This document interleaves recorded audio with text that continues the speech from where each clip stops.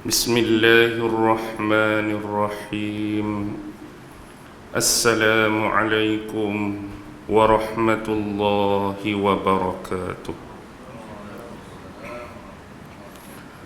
الحمد لله رب العالمين، وبه نستعين على أمور الدنيا والدين، والصلاة والسلام على أشرف الأنبياء والمرسلين وعلى آله وصحبه أجمعين. سبحانك لا علم لنا إلا ما علمتنا إنك أنت العليم الحكيم. قال رب اشرح لي صدري ويسر لي أمري واحلل عقدة من لساني يفقه قولي. اللهم يسر ولا تعسر. اللهم صل على سيدنا محمد وعلى آله وصحبه وسلم، ولا حول ولا قوة إلا بالله العلي العظيم. أما بعد. Alhamdulillah, syukur kehadrat Allah Subhanahu wa ta'ala, kerana dengan limpah kurnia, rahmat, kasih sayang dan inayah daripada Allah Subhanahu wa ta'ala, alhamdulillah, malam ini sekali lagi kita sama-sama ditempatkan oleh Allah Subhanahu wa ta'ala pada sebaik-baik tempat. Dan mudah-mudahan Allah jualah yang juga menempatkan kita pada sebaik-baik tempat di akhirat kelak di sisinya, insya-Allah.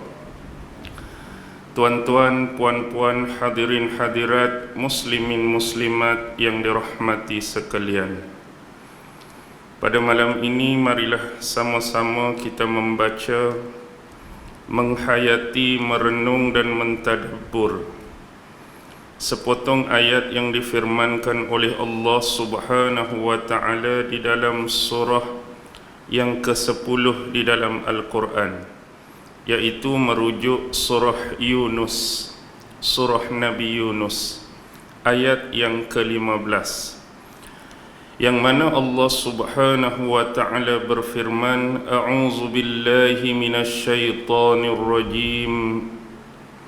وَإِذَا تُتْلَى عَلَيْهِمْ آيَاتُنَا بَيِّنَاتٍ قَالَ الَّذِينَ لَا يَرْجُونَ لِقَاءَنَا ائْتِ بِقُرْآنٍ غَيْرِ هَذَا أَوْ بَدِّلْهُ قُلْ مَا يَكُونُ لِي أَنْ أُبَدِّلَهُ مِنْ تِلْقَاءِ نَفْسِي إن أتبع إلا ما يوحى إلي إني أخاف إن عصيت ربي عذاب يوم عظيم. Surah Yunus ayat yang ke-15. Firman Allah Subhanahu wa ta'ala di dalam ayat ini, wa idza tutla alaihim ayatuna bayyinat, dan apabila dibacakan kepada mereka, yakni merujuk kepada kafir musyrikin Mekah, ayatuna, akan ayat-ayat kami, yakni dibacakan oleh Nabi Muhammad sallallahu alaihi wasallam akan ayat-ayat Allah, firman-firman Allah, wahyu yang disampaikan oleh malaikat Jibril kepada baginda. Lalu Rasulullah mengajak, menyeru dan mendakwahkan ayat-ayat tersebut kepada kafir musyrikin Mekah, yang mana sifat-sifat ayat Al-Quran itu ialah bayyinat, sifat yang terang, yang nyata, lagi terbukti kebenaran dan kesempurnaannya. Qala allazina la yarjuna liqa'ana, dan orang-orang yang tidak mengharapkan pertemuan dengan kami berkata, i'ti bi Qur'anin ghairi haza au baddil, datangkanlah kepada kami suatu kitab selain daripada Al-Quran ini, ataupun gantikanlah ayat-ayatnya. Qul, katakanlah wahai Muhammad, ma yakunu li an ubaddilahu min tilqa'i nafsi, sesungguhnya tidak layak bagiku ataupun tidak patut bagiku, tidak berhak bagiku, an ubaddilahu, untuk mengubahnya, untuk menggantikannya, min tilqa'i nafsi, daripada pihak diriku sendiri, ataupun tidak patut bagi aku untuk mengubah dan menggantikan ayat-ayat Allah ini mengikut kemahuan diriku sendiri. In attabi'u illa ma yuha ilai, dan sesungguhnya aku hanyalah mengikuti apa yang telah diwahyukan oleh Allah kepadaku. Inni akhafu in asaitu rabbi azaba yaumin azim, sesungguhnya aku takut dengan azab Allah di hari yang agung, di hari yang besar, merujuk kepada hari kiamat. In asaitu rabbi, sekiranya aku mendurhakai akan Tuhanku. Baik. Wa idza tutla alaihim ayatuna bayyinat, apabila dibacakan kepada mereka akan ayat-ayat kami, firman-firman kami yang bersifat terang, nyata, yang telah terbukti kebenaran dan kesempurnaannya. Ayat ini adalah merujuk kepada sikap yang telah ditunjukkan oleh golongan kafir musyrikin Mekah apabila dibacakan kepada mereka akan ayat-ayat Allah yang dibawa oleh Nabi Muhammad sallallahu alaihi wasallam dalam usaha untuk mengajak mereka, menyeru mereka dan mendakwahkan mereka kepada Islam. Nabi nak dakwahkan mereka kepada tauhid yang sebenar. Nabi nak mendakwahkan kepada mereka agar mengikuti syariat Islam yang telah ditetapkan oleh Allah Subhanahu wa taala. Dan dalam masa yang sama untuk menyeru kepada mereka agar meninggalkan bentuk-bentuk kesyirikan yang telah mereka lakukan dari sudut penyembahan kepada patung-patung dan berhala-berhala. Jadi ayat ini nak memberikan panduan kepada kita bahawa mereka ini menolak, mereka ini membangkang. Mereka nak tolak siapa? Mereka nak bangkang siapa? Mereka nak tolak dan nak bangkang kepada penyeru dan orang yang mendakwahkan hal tersebut kepada mereka. Siapa dia? Tak lain dan tidak bukan menolak Rasulullah sallallahu alaihi wasallam. Walaupun Nabi datang kepada mereka membawakan hujah-hujah, dalil-dalil, perkara-perkara yang rasional, yang dapat diterima oleh sesiapa pun yang mempunyai akal yang waras, tetapi kerana hawa nafsu, kerana bangkangan dan penolakan, mereka telah menolak dakwah Rasulullah sallallahu alaihi wasallam. Perkara yang kedua yang harus kita fahami ialah bila kita melihat tersirat daripada ayat ini, maka menjadi kewajipan bagi kita juga untuk membacakan ayat-ayat Al-Quran kepada manusia.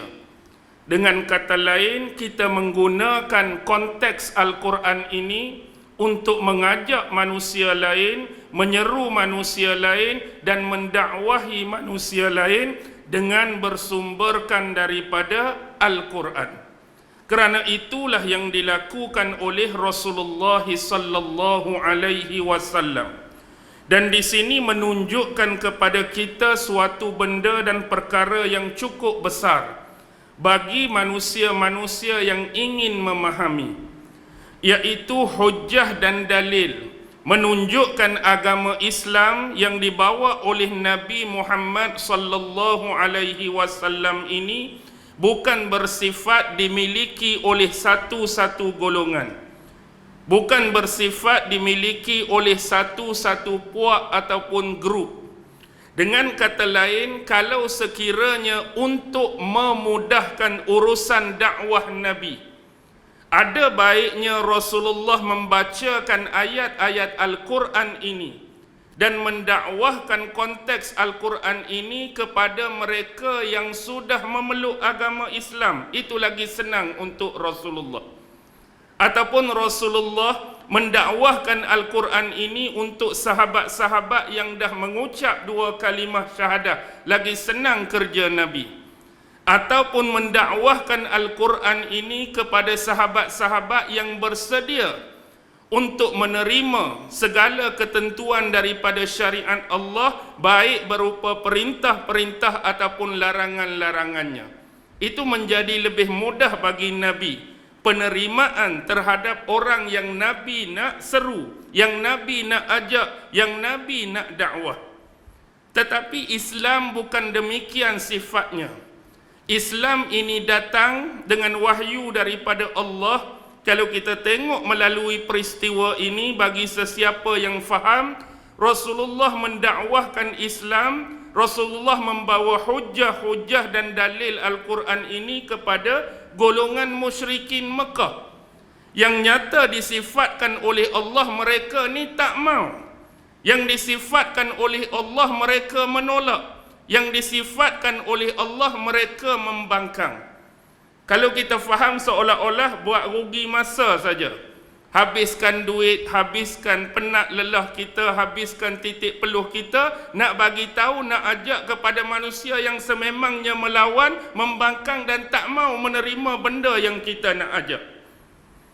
Itulah Al-Quran. Sebab itu kita selalu baca dalil-dalil berkenaan Al-Quran ketika musim Ramadan yang lalu. Antaranya Al-Baqarah 185. Syahrul Ramadan alladhi unzila fihi al-Quran hudan linnas. Ayat ni cukup jelas pemberitaan daripada Allah bahawa bulan Ramadan, satu bulan yang mempunyai kemuliaan, yang mempunyai kelebihan dan fadilat di sisi Allah Subhanahu wa taala. Pada bulan yang mulia tersebut Allah telah menurunkan Al-Quran pada satu malam yang juga disifatkan malam yang dimuliakan di sisi Allah, malam Lailatul Qadar.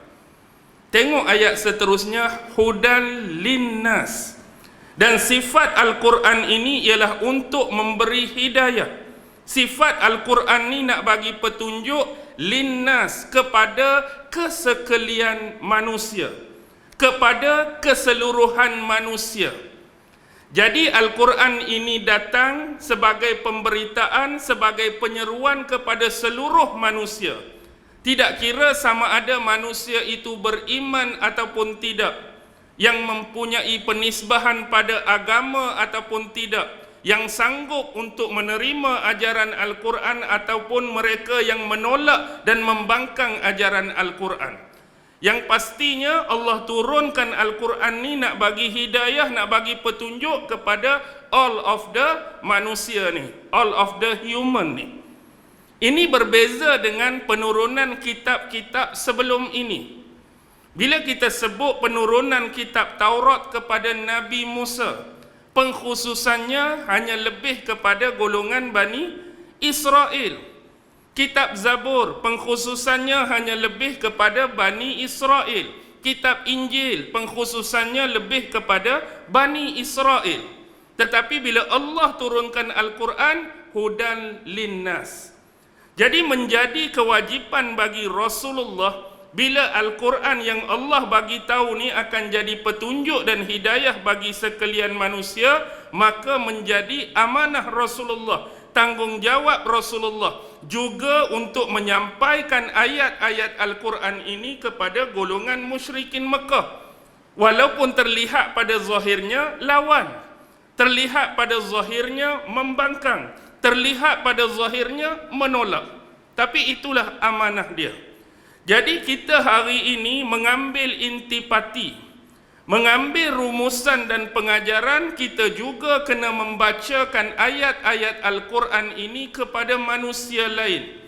Kita tidak mahu dakwah berkontekskan Al-Quran ini sekadar berlegar-legar di kalangan kita sahaja, orang-orang Islam sahaja. Tetapi lebih jauh, dakwah ini harus diteruskan kepada manusia lain yang berada di luar sana. Tidak kira apa agamanya, tidak kira apa pegangannya, tidak kira apa kepercayaannya, Al-Quran ini harus disebarkan dan difahamkan kepada manusia lain. Baki lagi, sama ada mereka nak menerima, sama ada mereka nak menolak, itu bukan kerja kita. Yang nak bagi hidayah, yang nak bagi petunjuk, sama ada mereka nak menerima atau nak menolak, itu adalah kerja Allah. Tugas kita dakwahkan benda ni pada mereka agar sampai pengetahuan, keilmuan Al-Quran ini kepada manusia lain. Baik. Sifat Al-Quran ini ialah bayyinat. Sebab itu menjadi kewajipan bagi kita. Bila kita nak mengajar atau mengajak manusia lain kepada Al-Quran, kita seharusnya memahamkan mereka apakah makna-makna Al-Quran, apakah maksud-maksud Al-Quran, apakah bentuk-bentuk tafsiran Al-Quran, dan lebih jauh kena sebut tentang sifat ayat-ayat Al-Quran itu sendiri. Yang disebutkan Allah di sini ialah bayyinat, yang bersifat nyata, yang bersifat jelas, yang bersifat terang, lagi terbukti kebenarannya dan kesempurnaannya, datang daripada Allah Subhanahu wa Ta'ala, pencipta kepada keseluruhan manusia. Bukanlah perkataan-perkataan ini lahir, yang direka-reka, yang diada-adakan oleh Nabi Muhammad sallallahu alaihi wasallam. Jelas bagi kita untuk memahami bahawa Nabi Muhammad tugas dia hanyalah sebagai penyampai kepada ayat-ayat yang Allah turunkan kepada baginda sallallahu alaihi wasallam. Baik. Qala allazina la yarjuna liqa'ana, dan orang-orang yang tidak mengharapkan pertemuan dengan kami berkata. Kenapa Allah menggunakan frasa seperti ini? Padahal Rasulullah tu berhadapan dengan golongan kafir musyrikin Mekah.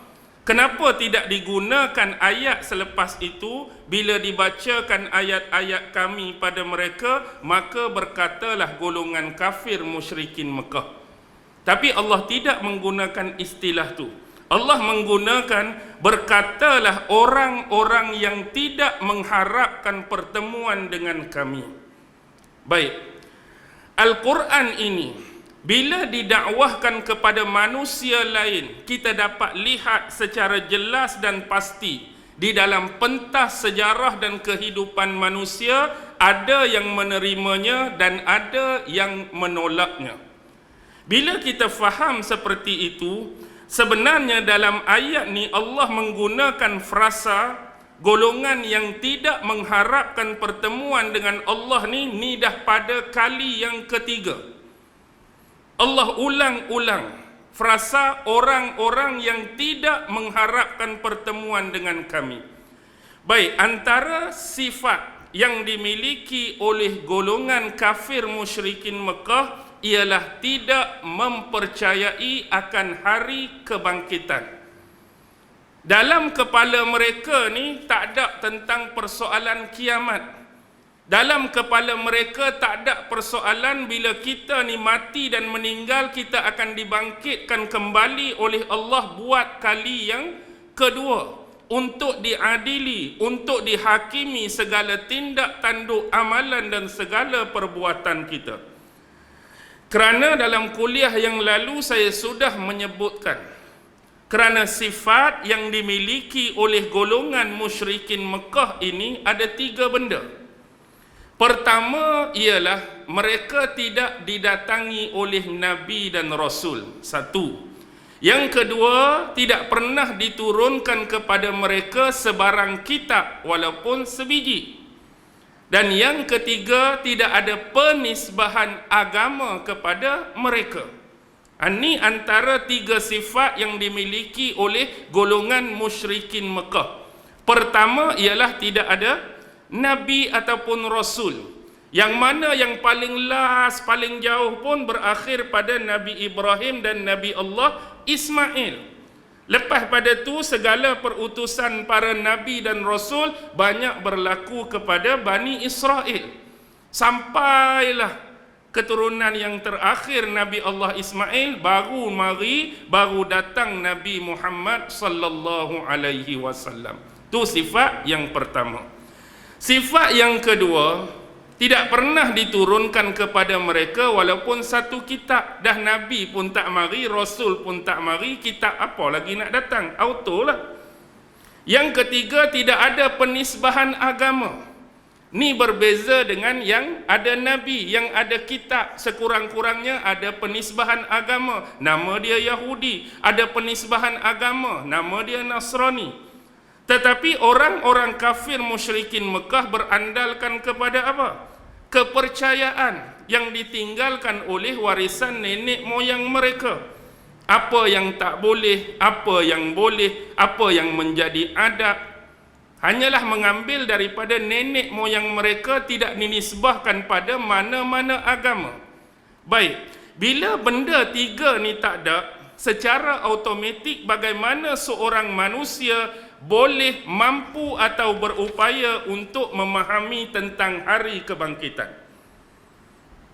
Satu-satunya sumber yang kita ni boleh percaya, boleh terima, boleh hadam tentang hari kebangkitan ialah melalui wahyu daripada Allah.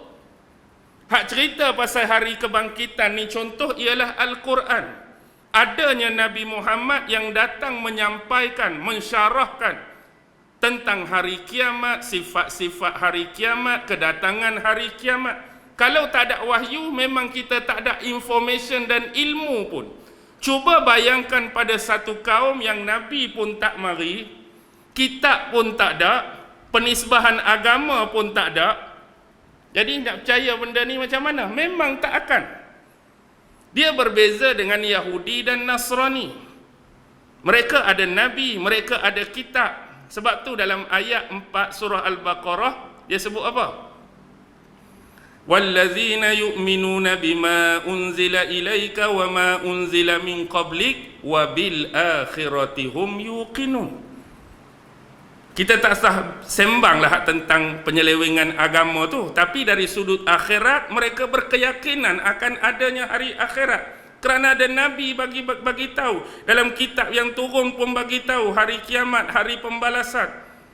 Dalam agama pun membahaskan adanya kebangkitan buat kali yang kedua. Mari hak tak ada tiga benda ni, nak faham lagu mana, nak tahu lagu mana, memang tak ada. Jadi berbaloilah mereka menolak. Sebab itulah Allah menggunakan orang-orang yang tidak mengharapkan pertemuan dengan kami. Baik. Sama ada mereka menolak untuk bertemu dengan Allah, ataupun mereka ni tidak yakin dan tidak percaya untuk bertemu dengan Allah. Secara umum bila kita berbahas tentang golongan-golongan seperti ini, kita boleh mengambil pengalaman. Kita hidup atas manusia, kita hidup atas dunia ni sebagai manusia. Contoh, kita dah melihat pengalaman yang dilawati oleh sepanjang zaman sebagai contoh. Tidak kira apa status, apa jenis manusia yang pernah Allah utuskan di atas muka bumi ini, sama ada ia bersifat sebaik-baik manusia, utusan Allah, para nabi-nabi dan rasul sebagai contoh. Adakah salah seorang daripada mereka kekal hidup bersama kita sampai hari ini? Tak ada. Tu pun kita sebut atas dasar mereka sebaik-baik manusia yang menjadi pilihan Allah untuk diangkat jadi nabi, untuk diangkat jadi rasul. Mari Nabi Adam pun dah wafat meninggalkan kita. Mari Nabi Nuh dah wafat meninggalkan kita. Mari Nabi Musa dah wafat. Sampailah Nabi yang terakhir, Nabi Muhammad sallallahu alaihi wasallam pun dah 1400 tahun lebih meninggalkan kita. Kita tolaklah, kecualikanlah yang ditangguhkan umur seperti Nabi Isa tu. Tapi bila Nabi Isa the second coming pun akan diwafatkan oleh Allah, tak terkecuali. Bahkan nama-nama besar yang Allah garis dan senaraikan dalam Al-Quran dari sudut tokoh-tokoh yang soleh. Luqmanul Hakim, adakah hidup bersama kita hari ini? Ni orang baik, orang soleh, dah wafat. Zulkarnain dah wafat. Nama-nama lain yang baik, yang soleh dah wafat. Begitu juga dengan nama-nama yang mempunyai status dan karakter yang berbeza daripada golongan awal tadi. Yang jenis zalim, yang jenis memerintah kuku besi, Namrus. Walaupun dia mempunyai kerajaan yang besar, pemerintahan yang hebat, hidup sekali dengan kita hari ini, tak ada, meninggal. Fir'aun, lemah. Marilah di Kianusun, raja hak hidup zaman Ashabul Kahfi, mati. Marilah Abu Jahal, mati. Marilah Abu Lahab, mati. Begitu juga sahabat-sahabat Nabi pun wafat. Jadi atas pengalaman tu pun kita dah boleh baca bahawa kita hidup akan mati. Dah banyak kali kita ulang persoalan dia ialah apakah value, apakah nilai, apakah signifikan kalau setiap kematian itu berakhir dengan semata-mata kematian. Maksudnya semua manusia berakhir dengan kematian yang tidak akan dibangkitkan kembali. Jadi apa nilai dan apa value dia kalau kita ni Allah tak bangkit kembali? Jadi apa signifikan Allah utuskan Nabi-Nabi dan Rasul untuk memberi pencerahan kepada umat tentang kelurusan tauhid kepada Allah, tentang bimbingan syariat daripada Allah, anjuran dalam bentuk melakukan kebaikan dan meninggalkan keburukan. Bagaimana pula Rasulullah menerangkan setiap arahan dan perintah dan tegahan-tegahan daripada Allah. Apa nilai daripada hal tersebut sekiranya keseluruhan manusia hanya berakhir dengan sebuah kematian yang kemudian tak ada apa-apa? Jadi macam tak ada nilai. Mari Rasulullah cerita benda baik pun mati tak bangkit dah. Mari Rasulullah ajar benda-benda yang mulia di sisi Allah pun kita mati tak bangkit dah. Jadi begitu juga dengan golongan-golongan yang beriman. Tidak ada nilai iman mereka kalau sekadar mati, matilah. Jadi juga tidak ada kegusaran bagi orang-orang yang tidak beriman. Tidak ada rasa keluh kesah bagi mereka yang mengkhianati Allah dan mengkhianati manusia lain. Tidak ada sebarang kerisauan dan kerunsingan bagi orang-orang yang mencuri, contoh, membunuh orang lain, merogol, merompak dan sebagainya. Kalau sekadar semua manusia berakhir dengan nama mati, lepas tu tak ada apa. Jadi macam, rugilah Nabi mari duk habak pompang, mati lagu tu. Jadi kalau itu kita boleh gunakan sebagai falasi, sebagai nak balas balik, kalau hidup zaman tu boleh sebut dekat Abu Jahal dan Abu Lahab, yang bila Nabi mari, yang kamu anggap bawa ajaran baru, yang berlawanan dengan pemikiran dan adab resam, yang berlawanan dengan peninggalan nenek moyang sebelum ni, kamu anggap Nabi Muhammad ni bawa ajaran yang sesat di sisi kamu. Kamu tuduh baginda dengan pelbagai gelaran, kamu tuduh baginda dengan pelbagai labelan. Jadi apakah nilai dan signifikan tuduhan tersebut kalau kamu mati pun dalam keadaan tersebut, Nabi wafat dalam keadaan tersebut pun yang kamu anggap sesat tu tak bangkit-bangkit. Jadi tak ada guna kamu duk tahmah dia sesat ke, kamu mati dia mati, tak ada apa. Tak ada guna kamu duk pelbagai labelan kepada Nabi, ahli sihir ke, orang gila ke, gila pangkat ke, gila kuasa, gila wanita pun, dia mati tak bangkit apa. Kamu hak duk lawan pun tak bangkit apa. Tak ada nilai. Tapi inilah yang harus difahami kenapa di dalam agama kita beriman kepada hari akhirat, yakni kena meyakini kita akan bertemu dengan Allah itu menjadi asas dan teras kepada akidah. Ini kita perlu faham. Jadi di sini nak menunjukkan bahawa mereka yang tidak mahu bertemu dengan Allah ni kerana mereka tidak takutkan azab kepada Allah. Ini disebutkan oleh Al-Imam Ibnu Jarir At-Tabari dalam tafsir dia. Orang yang tidak mempunyai keyakinan dalam hati dia untuk bertemu dengan Allah, orang yang tidak ada keyakinan dalam hatinya bahawa akan adanya hari kebangkitan. Jadi nisbah dia, kalau kita sebagai orang Islam, yang boleh saya sipi-sipikan, miripkan, persiskan ialah jenis manusia yang hidup di atas dunia ini tetapi dia tidak menjadikan akhirat, tidak menjadikan pertemuan dengan Allah sebagai fokus dalam hidup dia.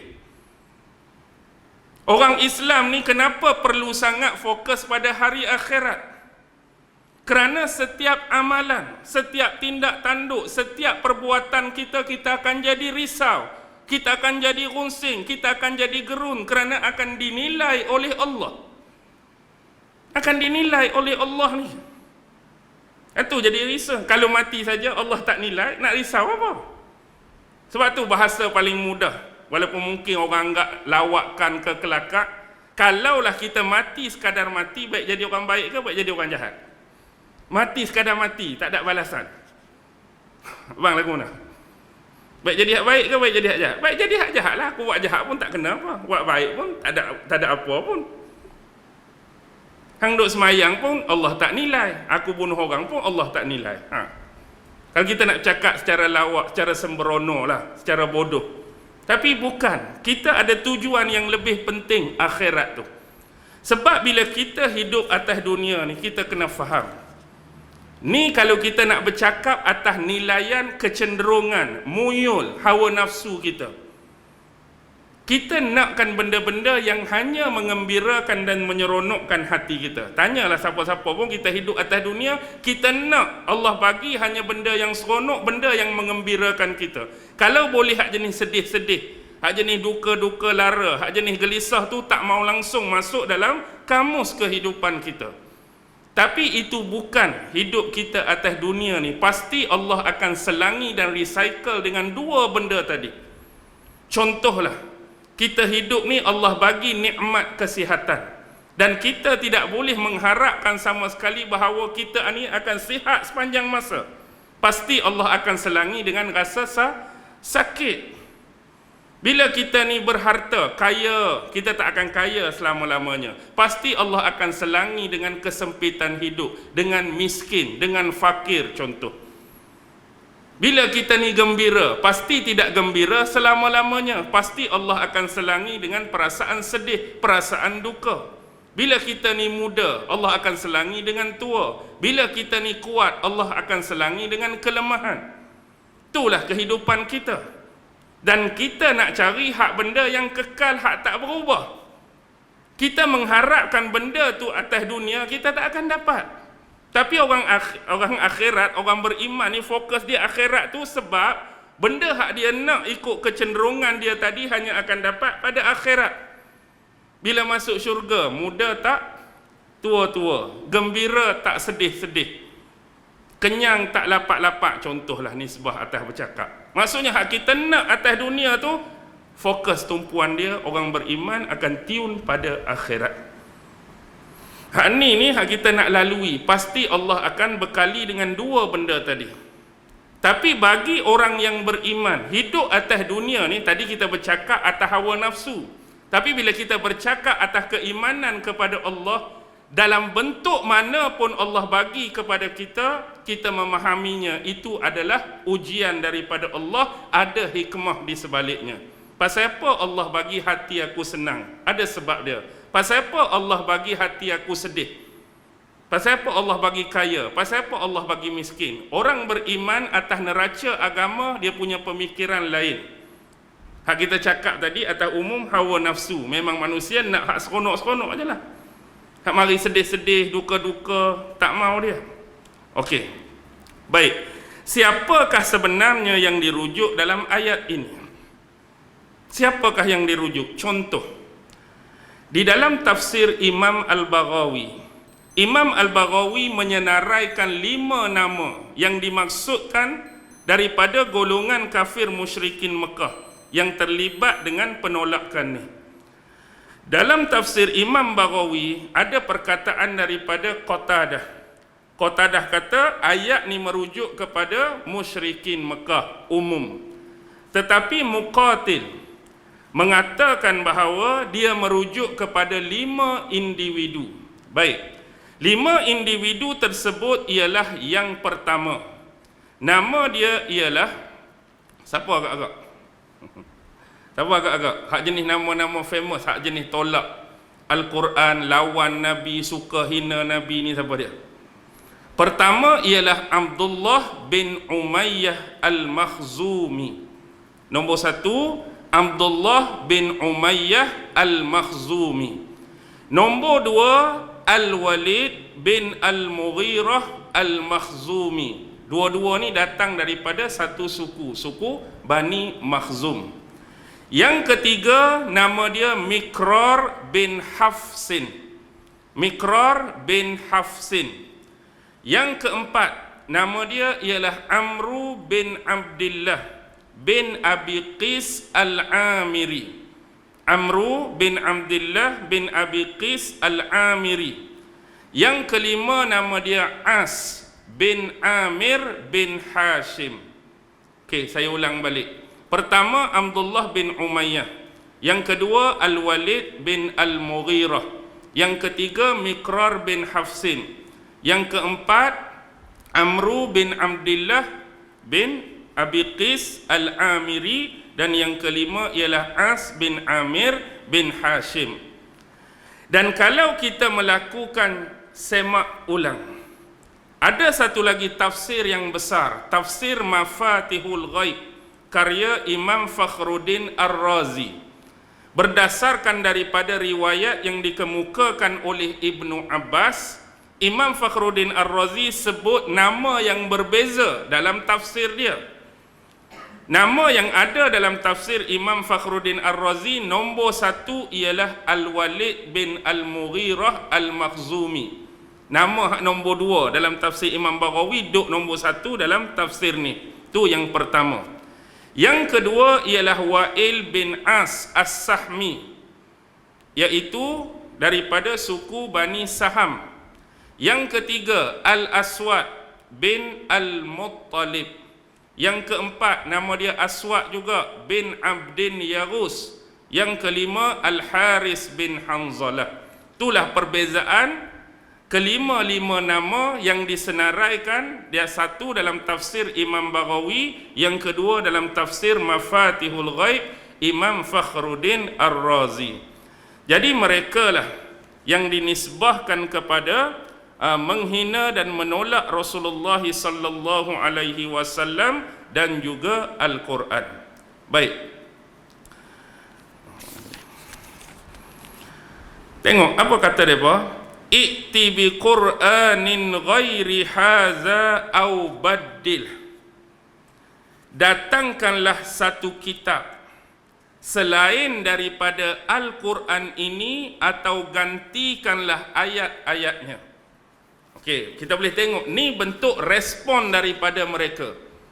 Kita buat satu taswirul fanni, gambaran, imajinasi di dalam akal, dalam pemikiran kita, satu peristiwa yang mana suatu ketika Rasulullah datang kepada mereka, Rasulullah baca ayat-ayat Al-Quran sebagai hujjah-hujjah, dan mereka balas balik, respon balik dengan berkata kepada Rasulullah, wahai Muhammad, datangkanlah satu kitab selain daripada Al-Quran. Oh, tak mau. Hak Nabi datangkan Al-Quran, hak Nabi baca tu mereka tak mau.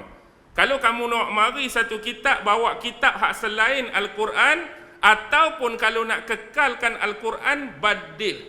Kamu tukar, kamu gantikan ayat-ayat dia. Apa maksud dia tu? Baik, dalam tafsir Imam Baghawi yang ada nama 5 orang tadi, pertama bila disebutkan tentang Mana tadi?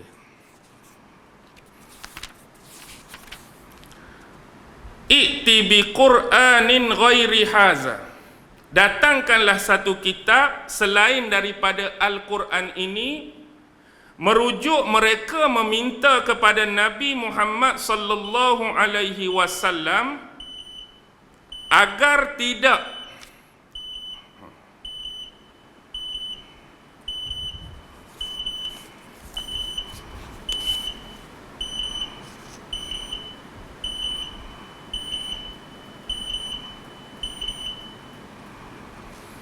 jadi mereka minta kepada Nabi agar tidak ajak mereka, menyeru mereka, dakwah mereka supaya meninggalkan bentuk kesyirikan yang mereka duk buat selama ni. Jadi Nabi mari ni, ajaran Islam yang Nabi bawa ni untuk meluruskan tauhid dengan cara yang betul dan sebenar. Yang kamu duk buat ni ialah satu perbuatan yang syirik, menduakan Allah dari sudut kamu beribadah, dari sudut kamu memohon dan berdoa selain daripada Allah. Tu benda syirik. Jadi aku mari ni nak rilis benda tu, nak buang benda tu.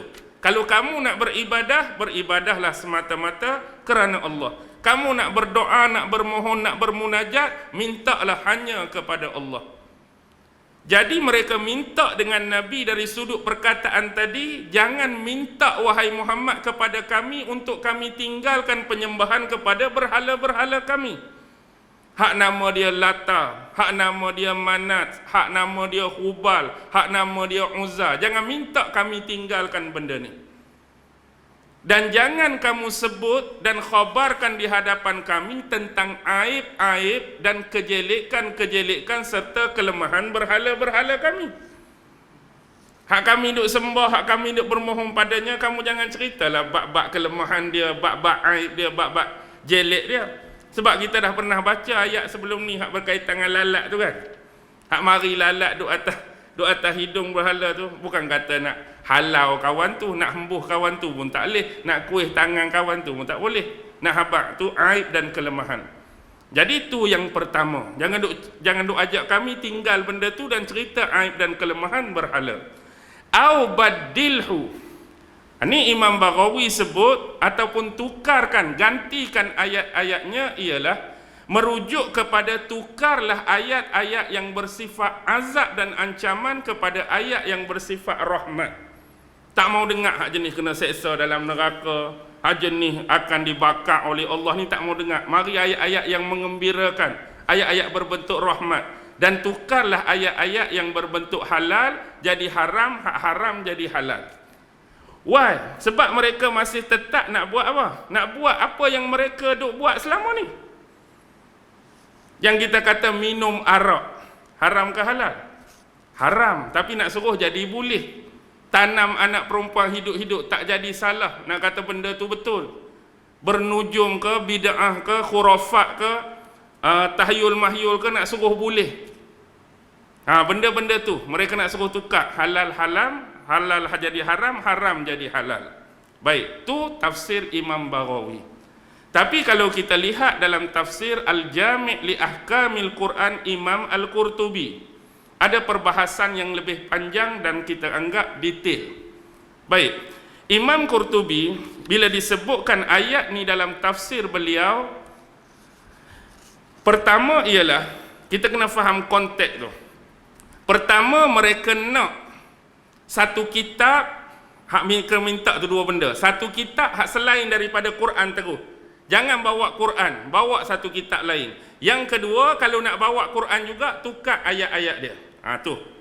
Baik, disimpulkan oleh Imam Qurtubi ada 3 pandangan dan pendapat. Pertama ialah mereka minta sebagaimana yang disebutkan dalam tafsir Imam Baghawi tadi. Tukar ayat-ayat yang berbentuk ancaman dan azab kepada ayat-ayat yang berbentuk rahmat dan mengembirakan. Ini adalah pandangan Imam Ibnu Jarir At-Tabari. Yang kedua ialah mereka minta supaya tidak meninggalkan amalan-amalan yang mereka warisi daripada nenek moyang tu tentang penyembahan kepada berhala-berhala tadi, dan jangan menceritakan aib-aib kelemahan-kelemahan dan kepincangan-kepincangan berhala mereka. Itu adalah pandangan daripada Ibnu Isa. Dan yang ketiga ialah minta Nabi ganti dan buang ayat-ayat yang berkaitan dengan hari kebangkitan, hari kiamat, hari pembalasan, yang mana Allah akan balas. Orang buat baik balas macam ni, orang buat jahat macam ni. Buang ayat-ayat macam ni, kami tak mau dengar. Kami tak suka. Ni adalah pandangan daripada Az-Zujaj. Jadi dalam Qurtubi dia mendetailkan ketiga-tiga bentuk permintaan daripada mereka kepada Nabi Muhammad sallallahu alaihi wasallam. Tetapi Allah mengajarkan kepada Rasulullah apa jawapan yang seharusnya, jawapan yang terbaik untuk dijawab kepada mereka. Kul, katakanlah wahai Muhammad, ma yakunu li an ubaddilahu min tilqa'i nafsi. Tidaklah layak bagi aku, tak boleh bagi aku, tak patut bagi aku, tak berhak bagi aku untuk mengganti dan mengubah ayat-ayat yang kamu minta tadi. Min tilqa'i nafsi, bagi pihak diri aku sendiri. Ataupun bahasa yang lebih cantik kita kata, aku ni tak layak dan tak berhak untuk ubah dan ganti ayat-ayat Allah, ayat-ayat Quran tu mengikut kemahuan dan selera diri aku sendiri. Kenapa? In attabi'u illa ma yuha ilayya. Kerana sesungguhnya aku hanyalah mengikuti, menuruti apa yang telah diwahyukan oleh Allah kepada aku. Baik, ini jawapan yang terbaik. Pertama yang kita nampak di sini ialah ada beberapa benda. Pertama ialah nilai amanah dan tanggungjawab. Maksudnya kalau Rasulullah menuruti kemahuan mereka, mereka nak ayat-ayat yang memenuhi kecenderungan mereka, muyul hati dan jiwa mereka, yang ikut selera dan cita rasa mereka, bermakna Rasulullah dah membelakangkan amanah dan tanggungjawab baginda sebagai seorang Nabi dan Rasul Allah. Jadi tak ada basi, bahasa budak-budak ini apa? Bahasa basi. Tak ada kompromi. Kena bertegas tentang benda ni. Sebab ni berkaitan dengan hak Allah, bukan hak manusia ni. Bila berkaitan dengan hak Allah, dia tak ada kompromi, dia tak ada tolak ansur, tak ada bahasa basi. Dia kena tegas. Ni adalah amanah, ni adalah tanggungjawab. Aku tak ada hak langsung dan sememangnya bukan jadi hak Nabi untuk ubah ayat-ayat Allah, walaupun dia itu Nabi dan Rasul, manusia yang paling dicintai dan disayangi oleh Allah. Itu bukan hak Nabi. Kerana ayat-ayat tersebut bukan milik Nabi, bukan kepunyaan Nabi. Tapi ayat-ayat tersebut datang daripada Allah, merupakan amanah dan tanggungjawab kepada Rasulullah untuk menyampaikan sebagaimana yang baginda terima. Tidak pernah tercatat dalam sejarah, walaupun kita nak cari, kita nak korek, kita nak teliti bahawa Rasulullah mengubah walaupun satu kalimah, apatah lagi dalam jumlah yang lebih besar, satu ayat atau beberapa ayat, kerana nak memenuhi selera dan cita rasa orang yang didakwah. Aku kena tukar ni, nak suruh dia rasa seronok. Aku kena tukar ni, nak suruh dia rasa senang untuk masuk. No. Tak ada kompromi untuk hal tersebut. Itu bukan hak Rasulullah. Itulah diajarkan oleh Allah bagaimana cara nak menjawab golongan ini. Yang kedua, juga ini adalah pesanan, mesej bagi kita hari ini. Apa yang kita sampaikan seharusnya memenuhi kriteria. Apa yang disebutkan oleh Allah, apa yang disebutkan oleh Quran, apa yang disebutkan oleh Nabi. Orang suka ke orang tak suka, itulah dia. Baki lagi orang suka kat kita kerana kita sebut benda tu. Sukalah. Orang tak suka, orang tak seronok, orang akan terasa. Sebab kita sebut benda tu, terasa pilah. Sebab itulah hakikat dia, sebab itulah kebenaran dia. Jangan sesekali kita ubah kerana nak memenuhi cita rasa orang, kerana nak menjaga hati orang, kerana nak mencari pengikut dan ramainya follower, kita mengubah-ubah benda tersebut ikut selera kita. Kalau aku ubah sikit, kalau aku ejah sikit, mesti ramai ikut aku, mesti ramai suka ceramah aku, mesti ramai suka penerangan aku. Kalau aku ejah sikit je, pelari sikit je. Tapi ni amanah, ni tanggungjawab. Maksudnya kita akan membelakangkan Allah, kita akan membelakangkan Rasulnya. Dalam dunia ni percayalah tuan-tuan, jelas dan pasti tak ada siapa manusia pun yang lebih dan paling takutkan Allah kecuali Nabi. Ni pun membuktikan Nabi pun tak berani nak ejaz. Walaupun benda tu boleh mendatangkan keuntungan kalau kira. Kalau aku ejah, mesti dia seronok. Kalau aku tukar, mesti dia nak mari. Kalau aku ejah, mesti dia nak terima. Tapi ditolak semua benda-benda tu kerana dia adalah kecenderungan kita sendiri, bukan kehendak Allah. Dan begitulah juga bila kita berhadapan dengan Quran, berhadapan dengan hadis, kena cerita sebagaimana yang sebenar, bukan ikut selera kita, bukan pakai otak kita. Baik. Inni akhafu in asaitu rabbi azab yaumin azim. Sesungguhnya, ini lagi padu ni. Inni akhafu in asaitu rabbi azab yaumin azim. Sesungguhnya aku takut akan azab pada hari yang agung, pada hari yang besar, merujuk pada hari pertemuan dengan Allah Subhanahu wa taala. In asaitu rabbi, sekiranya aku mendurhakai akan Tuhanku. Kalau aku buat juga benda tu, aku membelakangkan Allah, aku mengkhianati Allah, aku mengkhianati amanah dan tanggungjawab penyampaian ni, aku bimbang aku akan bertemu dengan Allah dan Allah akan mengazab orang-orang yang mengkhianati amanah, orang yang mengkhianati tanggungjawab. Jadi antara sifat orang yang bertakwa kepada Allah, dia begitu berhati-hati bila berkaitan dengan Allah, dan dia begitu cermat berkaitan dengan hukum-hukum Allah. Antara sifat orang yang bertakwa ialah dia takut kalau dia buat salah, dia takut kalau dia buat dosa. Sebab poin dia, tening dia nak pergi mana? Nak pergi hari nak bertemu dengan Allah tu. Kalau boleh, jaga sungguh, cermat sungguh, takut buat salah, takut buat silap, takut buat dosa. Ni bab orang bertakwa, dia tak ada pointer dah kita nak berbicara dosa besar, dosa kecil. Tetapi tune dia pergi kepada siapa aku buat dosa. Kalau kita ni, alah hak kecil je, bukan hak besar pun, duk main ayat kecil besar lagi. Tapi orang yang ada sungguh-sungguh sifat takwa, dia bukan tiun pada kecil dan besarnya dosa tu, tapi hak kecil ke hak besar ke, kepada siapa aku buat dosa ni? Allah ni. Bukan main-main. Jadi bila dia buat salah, bila dia buat silap, dia akan rasa gerun. Aku akan jawab depan Allah ni. Ni tanggungjawab, ni amanah. Berkemungkinan sekiranya aku tersilap, aku terbabas, aku tergelincir, bukan setakat aku seorang yang akan sesat, aku boleh menyesatkan orang lain yang ikut di belakang aku. Jadi dia cukup jaga. Saya dah cerita sebelum ni, sifat orang bertakwa. Ada 4 benda nak jadi seorang yang bertakwa, yang sempurna. Ada 2 benda yang kita kena buat, ada 2 benda yang kita kena tinggal, barulah capai sifat takwa yang sempurna. Saya sebut 2 benda yang kita kena tinggal dulu.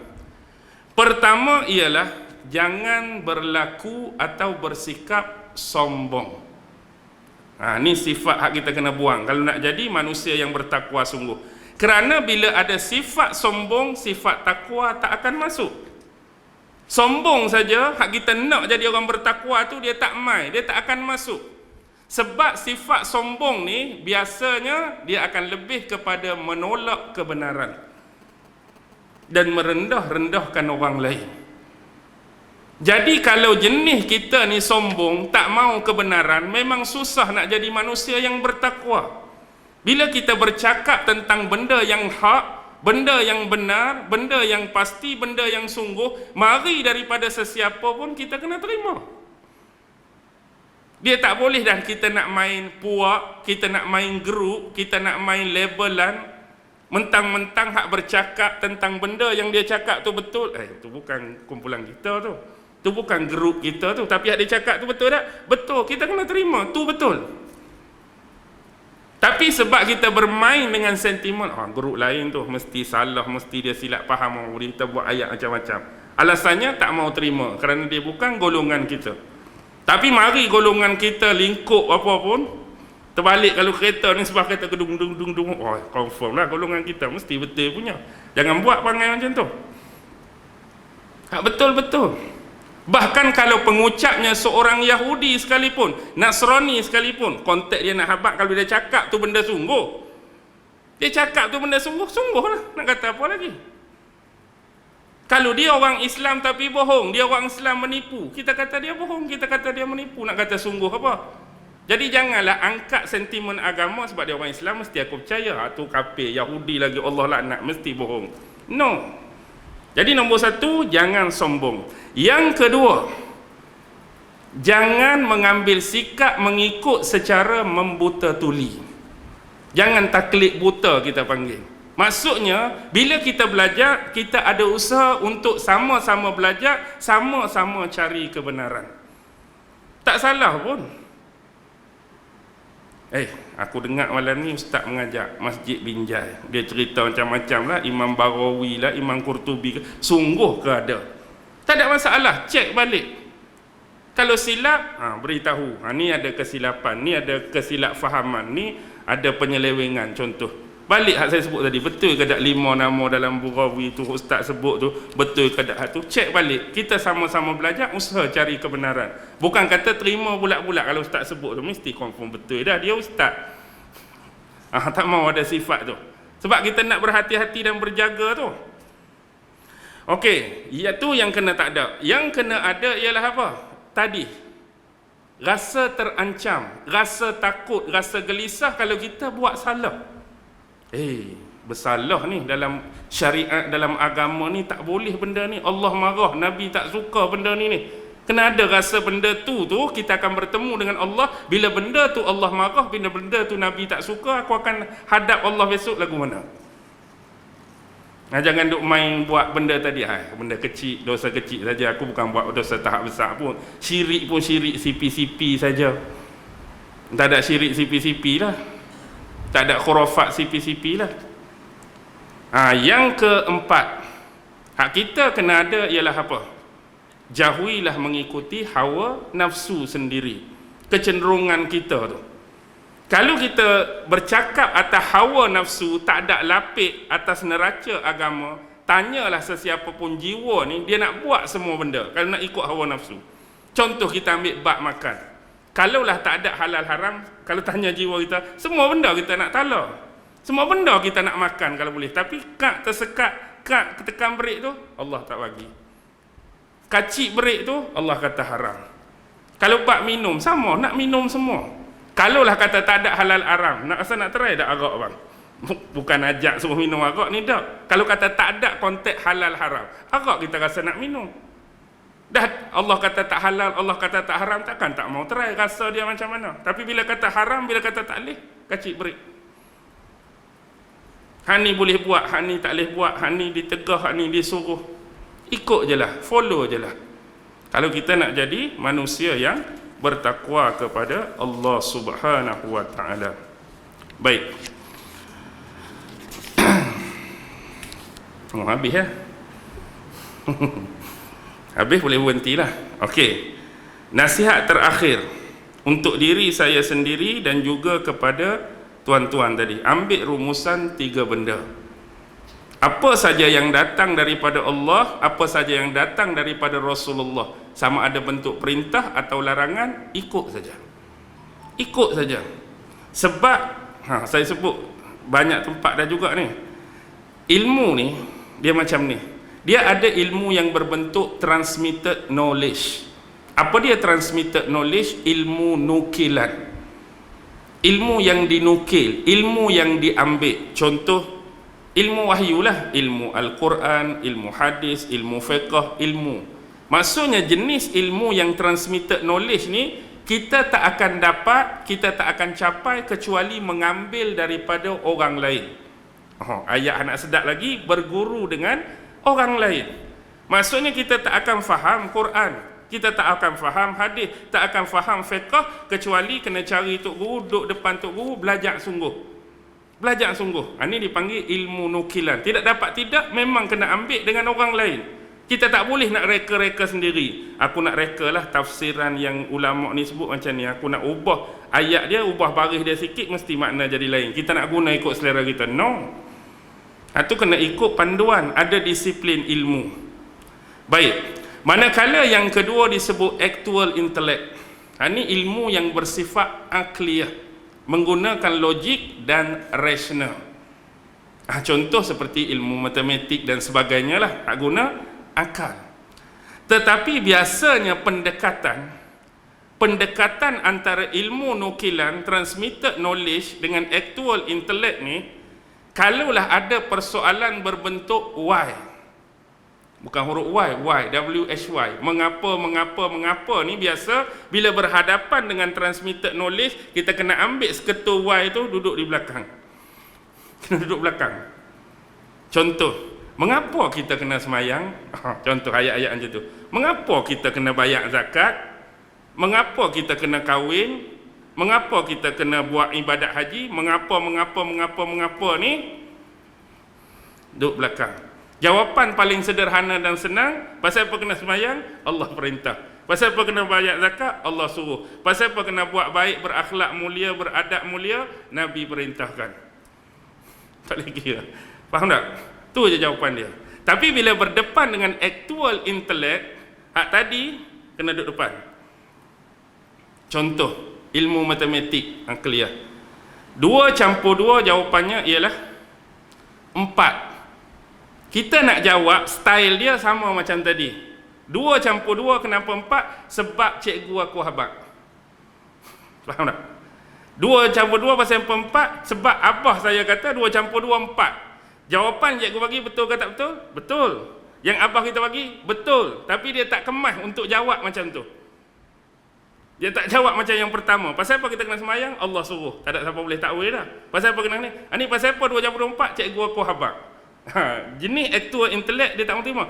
Dia nak benda hak belakang tadi why. Pasal apa hakikat kebenaran dia 2 campur 2 kena jadi 4. Aku kena cari ni. Pasal apa 2 campur 2 mesti jadi 4. Dia tak mau dengar cikgu aku habaq 4. Mestilah betul. Abah aku habaq 4, dia tak mau dengar benda-benda habaq ni.